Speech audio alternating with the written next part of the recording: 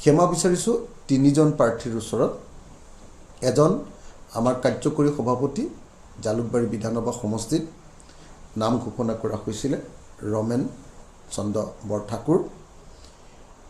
2 বাবুল সোণোৱাল ধেমাজি বিধানসভা সমষ্টিত ঘোষণা কৰা হৈছিলে। আৰু 3 ডাক্তৰ হৰিকান্ত দাস নাওবৈচা বিধানসভা সমষ্টিত ঘোষণা কৰা হৈছিলে। কিন্তু বহুত যুঁজ বাগৰ, বহু সংগ্ৰাম, বহু তৰ্ক বিতৰ্কৰ মূৰতো এই 3জনৰ প্ৰাৰ্থিত্ব আমি বিৰোধী ঐক্যমঞ্চৰ পৰা লাভ নকৰাৰ কাৰণে সৰ্বশেষত আমি এই 13জন মানুহৰ নামহে বা 13জন প্ৰাৰ্থীৰ নামহে ঘোষণা কৰিবলৈ বাধ্য হ'লোঁ। সেইকাৰণে মই তেওঁলোক যিসকলৰ নাম ঘোষণা কৰিছিলোঁ, ঘোষণা কৰা প্ৰাৰ্থীসকলৰ ওচৰত মই ক্ষমা বিচাৰিছোঁ। তেওঁলোক প্ৰত্যেকজনে আমাৰ দলৰ নিষ্ঠাৱান কৰ্মী আৰু নেতা আছিলে।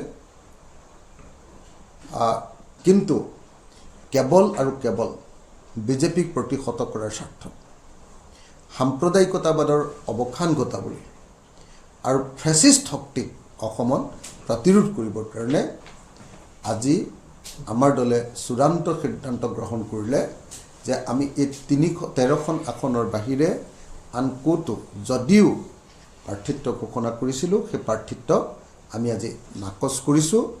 আৰু সেইকাৰণে এনেকৈ দুখ দিবলগীয়া হোৱাৰ কাৰণে আমি আমাৰ জালুকবাৰী সমষ্টিৰ প্ৰাৰ্থীজন, আমাৰ ধেমাজি সমষ্টিৰ প্ৰাৰ্থীজন আৰু নাওবৈচা বিধানসভা সমষ্টিৰ প্ৰাৰ্থী এই 3জনৰ ওচৰত আমি ক্ষমাপ্ৰাৰ্থী।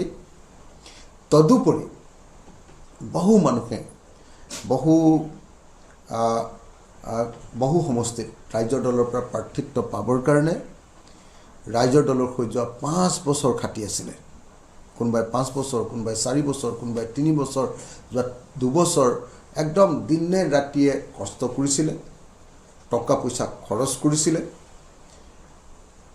তেওঁলোকে সংগঠন গঢ়ি তুলিছিলে। কিন্তু যিহেতু কেৱল 13টা সমষ্টিতে আমি নিৰ্বাচন খেলাৰ সিদ্ধান্ত হ'ল, গতিকে উপায়বিহীন হৈ আমি তেখেতসকলৰ প্ৰাৰ্থিত্ব দিব নোৱাৰিলোঁ।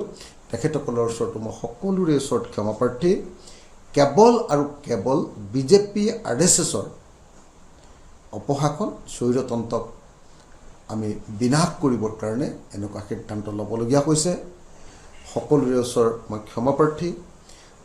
আৰু এটা কথা যে শেহতীয়াকৈ যোৱা 13 মাৰ্চ তাৰিখৰ দিনা আমাক এৰি কংগ্ৰেছ দলে যেতিয়া অকলশৰীয়াকৈ বেলেগ বেলেগ দলবিলাকৰ লগত বহিছিলে আৰু সংবাদ মেল দি ৰাইজৰ দল তাত নাছিলে, তাৰ পাছত আৰু বহু কংগ্ৰেছ দলৰ আৰু বেলেগ বেলেগ দলৰ ডাঙৰ ডাঙৰ নেতা আমাৰ দললৈ আহিছিলে, যিবিলাকে প্ৰাৰ্থিত্ব বিচাৰিছিলে আৰু তেওঁলোকক আমি প্ৰাৰ্থিত্ব দিয়াৰ পূৰ্ণ প্ৰতিশ্ৰুতি প্ৰদান কৰিছিলোঁ। কিন্তু পৰিৱৰ্তিত ৰাজনৈতিক পৰিস্থিতিত দুৰ্ভাগ্যক্ৰমে আমি তেখেতসকলক প্ৰাৰ্থিত্ব দিব নোৱাৰিলোঁ।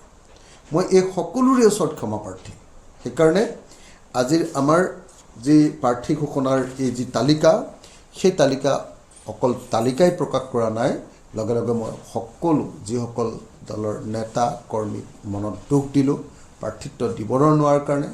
আৰু প্ৰাৰ্থিত্ব ঘোষণা কৰাৰ পাছতো তেখেতসকলক প্ৰাৰ্থিত্ব উঠাই ল'বলগীয়া হোৱাৰ কাৰণে মই তেখেতসকলৰ ওচৰত ক্ষমা বিচাৰিছোঁ। আৰু তেখেতসকলৰ ওচৰত সদায় দায়বদ্ধ হৈ থাকিম। তেখেতসকলৰ ৰাজনৈতিক ভৱিষ্যতৰ কাৰণে সদায় কাম কৰিম।